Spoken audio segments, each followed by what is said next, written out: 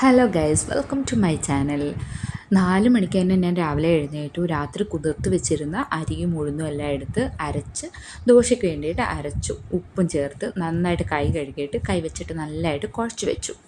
ഇതിൻ്റെ ഇടയിൽ അരി അടുപ്പത്തിട്ടായിരുന്നു. അരി അടുപ്പത്തിട്ടു. പിന്നെ എനിക്ക് വേണ്ടിയിട്ട് ഞാൻ മാത്രമാണ് നോമ്പ് വെച്ചത്, മോൻ വെച്ചില്ല. അപ്പോൾ എനിക്ക് വേണ്ടിയിട്ട് ഒരു മുട്ട പുഴുങ്ങിയെടുത്തു. 5-6 അണ്ടിപ്പരിപ്പുമായിട്ട് ഞാൻ ഇരുന്ന് കഴിച്ചു. ആ സമയത്ത് അരി വേവിക്കാൻ വെച്ചിരുന്നില്ലേ, അതിൽ നിന്ന് വെള്ളമെല്ലാം തിളച്ച് അവിടെ എല്ലാം വീണ്. ഇനി അത് നേരം വെളുത്തിട്ടേ അത് തുടയ്ക്കാൻ പറ്റുള്ളൂ, കാരണം മോപ്പ് വെളിയിലാണ്.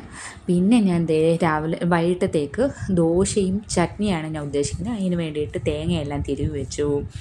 ബീഫ് ഫ്രൈ ഉദ്ദേശിക്കുന്നുണ്ട്. അപ്പം ബീഫ് എടുത്ത് വെളിയിൽ വെച്ചു. രാവിലെ തന്നെ അതൊക്കെ ചെയ്ത് വെക്കുകയാണെങ്കിൽ പിന്നെ വൈകിട്ട് പണിയില്ല.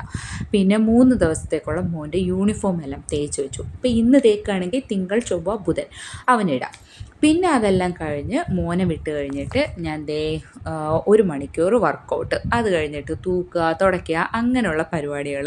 പിന്നെ തുണി വിരിക്കൽ, അങ്ങനെ തുണി കഴുകുക, വിരിക്കുക, അങ്ങനെയൊക്കെ ഒരുപാട് പരിപാടികളൊക്കെ ഉണ്ടായിരുന്നു. അതൊന്നും എനിക്ക് എടുക്കാൻ പറ്റിയില്ല, ഞാൻ മറന്നുപോയി.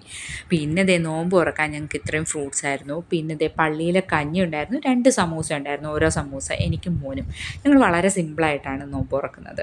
പിന്നെ ദോശയും ബീഫ് ഫ്രൈയും ചട്നിയും അത് മോന് കൊടുത്തു. ആദ്യം മോന് കൊടുത്തു, അത് കഴിഞ്ഞിട്ട് ഞാനും കഴിച്ചു. ഞാൻ 2 ദോശ, ചട്നി, കുറച്ച് ബീഫ്, ഇത്രയും എടുത്തു, ഞാനും എടുത്തു.